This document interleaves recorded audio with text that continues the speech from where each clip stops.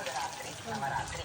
சிவபெருமானுக்கு உரிய ஒரே ராத்திரியாகிய இந்த சிவராத்திரியானது முழுக்க முழுக்க விரதம் இருந்து சிவபெருமானை வழிபடக்கூடிய ஒரு உன்னதமான திருநாள். இந்த சிவராத்திரியுடைய வரலாறு என்ன அப்படின்னு அநேகமாக வணக்கம் என் அன்புக்குரிய நண்பர்களே, நான் இப்பொழுதாக நின்று கதைத்துக் கொண்டிருக்கிற மட்டக்களப்பு மாவட்டத்தில் உள்ள மயிலம்பாவடி என்னும் சவுக்கடியில் நின்று கதைத்துக் கொண்டிருக்கிறேன். இது எந்த இடம் என்று சொன்னால் இதுதான் மட்டக்களப்பு ஆதீனம். இந்த மட்டக்களப்பு ஆதீனத்தை நீங்கள் எடுத்துக்கொண்டீங்கன்னா 108 சிவலிங்கம் இருக்கிறது.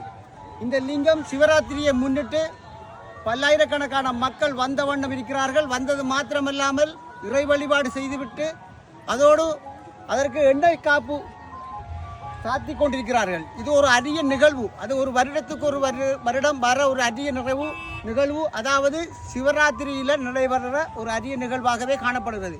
எனவே உலகளாவிய பறந்து விரிந்து வாழும் நம்மளுடைய சைவ மக்கள் அனைவரும் இந்த இடத்தில் வந்து கட்டாய சிவனின் தரிசனங்களை நீங்கள் பெற்றுக்கொள்ள வேண்டும். பெற்றுக்கொண்டால் உங்களுடைய சாந்தி சமாதானமும் உங்கள் மனதில் புறையோடி கிடக்கும் என்பதில் எந்தவித ஐயமும் இல்லை. எனவே இந்த இடத்துக்கு நீங்கள் வாருங்கள். நல்லொரு மகிழ்ச்சிகரமான நல்ல இயற்கை சூழ்ந்த ஒரு நல்லொரு பிரம்மாண்டமான இடம் இது மட்டக்களப்பு ஆதீனம். மீண்டும் மீண்டும் சொல்லிக் கொள்கிறேன், இது முதல் முறை கடவுள் நம்மளுடைய சைவத்திற்கு சிவன் என்பது யாவரும் அறிந்த விடயமாகும். எனவே இந்த இடத்துக்கு நீங்கள் வந்து பாருங்க. இதை பாருங்க, இதுல தெய்வ கடாட்சியமான செயல்பாடுகளை பாருங்க. இந்த லிங்கத்தை பாருங்க, 108 லிங்கம் இருக்கு பாருங்க.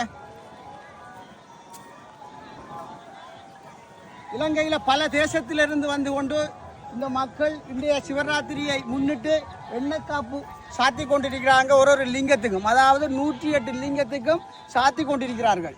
இந்த நிகழ்வுகளில் நீங்களும் பங்கெடுக்கணும் என்றால் மட்டக்களப்பு மாவட்டத்துக்கு வாங்க. மயிலம்பாவளிக்கு வந்து மயிலம்பாவளி மீனாட்சி அம்மன் கோயில் ஹோட்டல் அப்படி நீட்டுக்கு வந்தீங்கன்னா கடற்கரையில் ஒட்டி கடற்கரையிலிருந்து கிட்டத்தட்ட 1.5 கிலோமீட்டருக்கு முன்னாடி சவுக்கடி என்ற இடத்துல தான் இந்த ஆதீனம் அமைஞ்சிருக்கு. நீங்கள் வந்துடுறீங்களா, நீங்கள் இந்த இடத்தை நீங்கள் தரிசித்து போகலாம் என்பதை தெரிவித்துக் கொள்ளுகின்றேன். இந்த இடத்தை பாருங்க, நல்லா காட்டுங்க.